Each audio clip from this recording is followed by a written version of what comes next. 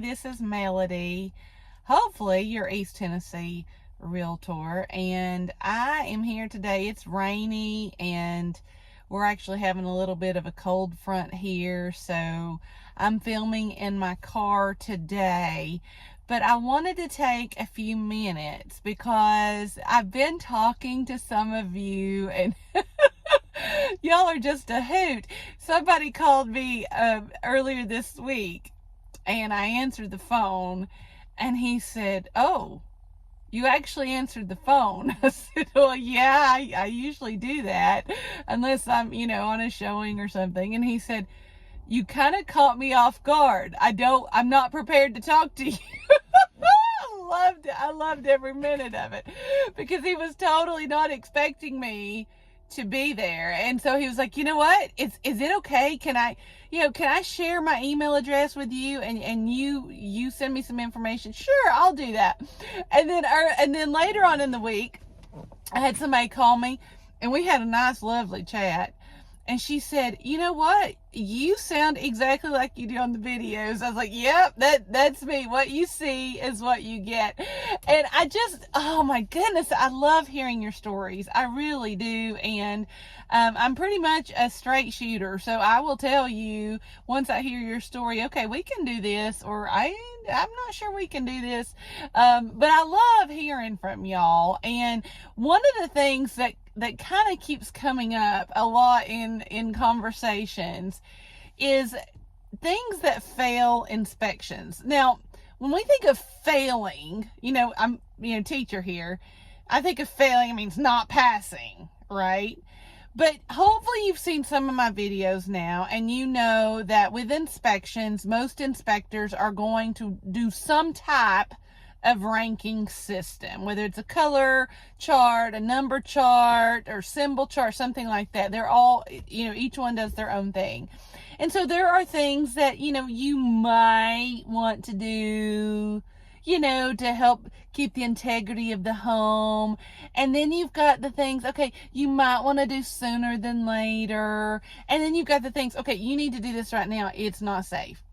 And so, I'm going to tell you about some of the most common ones that I see here in East Tennessee, because what I'm seeing is a lot of people who are calling me, which again, I adore, please keep calling, we'll have these conversations and they'll tell me what they want, and then they'll say, "But wait a minute, do houses here have and do houses here have And I said, "You know what? Let's just talk about it." So stay tuned.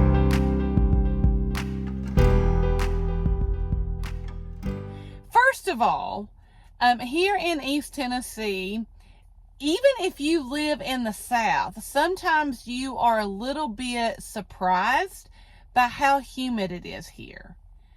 Even in the colder months, we still have quite a bit of humidity, and we have quite a few, I would say probably the majority, I don't know the exact number, don't quote me on that, but I would say the majority of homes here are built with a crawl space. Okay, so one of the things that I see that fails inspections, not really, but something that has to be addressed, is in the crawl space. A lot of times inspectors will find standing water. Maybe, if the door's not sealed, or if their landscaping is not done around the home, sometimes the water can penetrate through the cinder block. There's just all kinds of things. And so it is very important when we go look at a home, if it has a crawl space, if I'm dressed appropriately, I'll get in the crawl space. I've done that before. Sometimes I'm not. If I've got other meetings, I might not be able to at least get into it, but I'm going to open the door and at least try to look around. I'm going to take some smells, because a lot of times if there's any kind of moisture in that crawl space, you're going to smell it. Not always, but a lot of the times when you open up that crawl space door, you're going to be able to smell if there's some water in there. And so that's one of the things that is often showing up on home inspections. And even if it's not standing water, sometimes you will see evidence of water penetration, usually like with staining on the cinder blocks. You can see, okay, at one time water's been in here. And so that is a very, I don't want to say common thing, but it shows up a lot on inspections. And then what has to be remedied for that is a lot of times there will have to be a vapor barrier. Once you get all the water out, you put a vapor barrier down. Sometimes there has to be these remediation systems that have fans and things of all that nature. There's all different kinds depending on what the issue is and the severity of it. So you can contact your, crawl space expert to come in and take a look at that. Another common thing with crawl spaces, or even actually I've seen this a lot here lately, even on slab built homes, is sometimes there will be uneven flooring. And what I mean by uneven flooring is it's almost like you take 5 steps and it feels perfectly fine, and then it kind of goes down. And if it's in a crawl space, a lot of times your home inspector will be able to see, okay, maybe the joists aren't spaced out, or they're too far spaced out, I should say, and they're not close together, or they need some more bracing or what have you. I don't know. I'm not a home inspector. I don't know the remedy for it, but I do know that shows up a lot with uneven flooring. If it's on a slab, sometimes that could mean, especially due to the age of the home, the code was different. And so those joists and hangers and all of those things will not be spaced close enough together to be able to support the home. So that's another common thing that you will see on home inspections here. And as you've heard me hopefully before say, when you go look at a house, you always start with the outside first. You look at a home from the outside to the inside. So a lot of times when an inspector gets on the roof, here in East Tennessee, you see a lot of metal roofs. Quite, not all, but there's quite a few here. And metal roofs, at least in the inspections that I've been able to go on, seem to have less issues with inspections. Shingled roofs, of course, with all the rain that we get, sometimes you will see granules that have been knocked off of the shingles, or maybe a couple of the shingles, if it was a windstorm, kind of gotten knocked off or whatever. But venting is a big thing up in the attic. If the venting on top of the roof and that little part that goes across the top, I don't know what it's called, I'm not a home inspector, but I know that a lot of times if the venting is not set up where that moisture can get out, and that can sometimes cause issues and shows up on home inspections as well. Of course, you want to always look at your HVAC system. Here, I will say, with fuse boxes, or I always say fuse boxes, but they're actually breaker boxes, right? I don't know why I always do that. But anyway, breaker boxes, the majority of the time, are going to be on the inside of the home.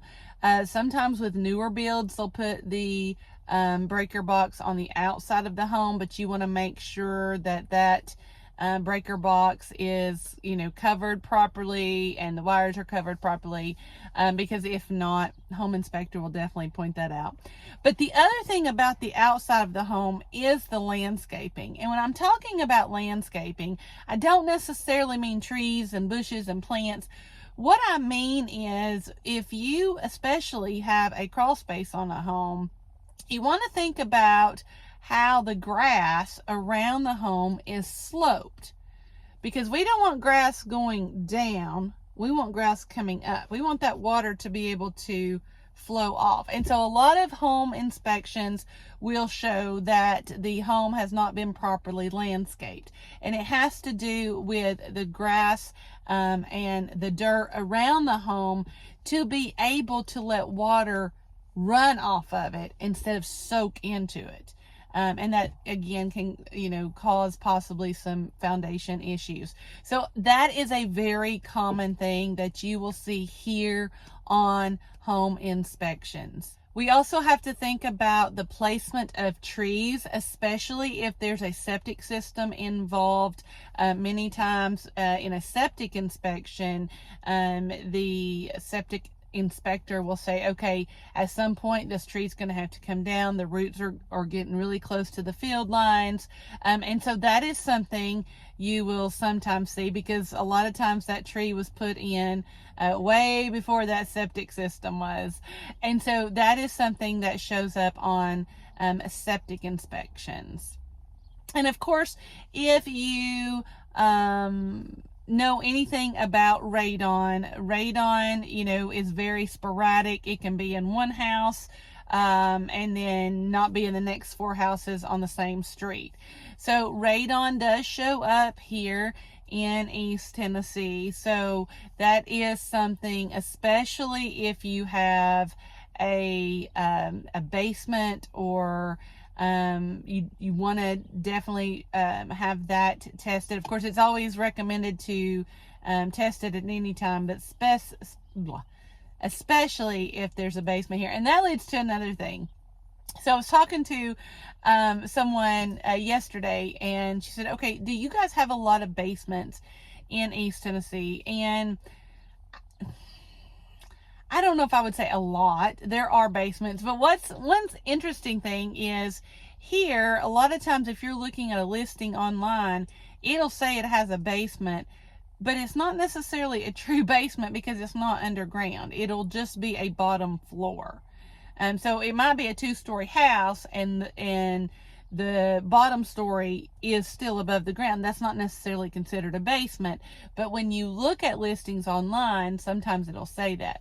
But yes, we do have basements here, and a lot of times with basements, you'll see sump pumps here.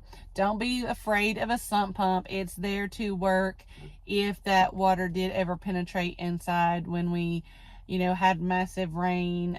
So every once in a while you'll see a sump pump show up on an inspection, but it's not necessarily a bad thing in a basement. It's there just more as a preventative measure. And then if you have a government-backed loan, such as a FHA loan or a USDA loan or even a veterans loan, they even have some more finite criteria. And one of the things that often shows up on home inspections, especially with those types of loans, even actually if they don't show up on the inspection, sometimes they'll show up on the appraisal, is the spacing of the spindles. If there's any kind of decking or any kind of handrail at all, the spindles that connect to it actually need to be closer together than farther apart, and that will show up a lot. I see that probably on more home inspections than I do anything, just because it's a hazard. If there's a small child visiting, they could get their head caught into the spindles if they're so wide. And so that is something that shows up.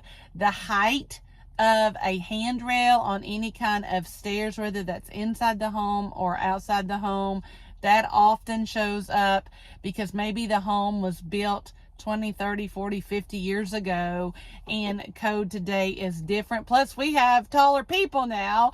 And so the handrail height will often show up. If it's too low, that will often show up on home inspections as well. So I hope this has helped you. And as always, if I can help you in any way, I am so unbelievably honored to do so. Give me a call, send me a text. Texting is easier. I'm going to be honest. Or send me an email. I'll be more than happy to answer any questions that I can for you. And if you are looking to buy or sell here in East Tennessee, I want to be your real estate agent for life, and that is my goal. And if you're not ready to buy or sell at this time, if you would still like or comment, share this video, oh, it just blesses my heart. And until next time.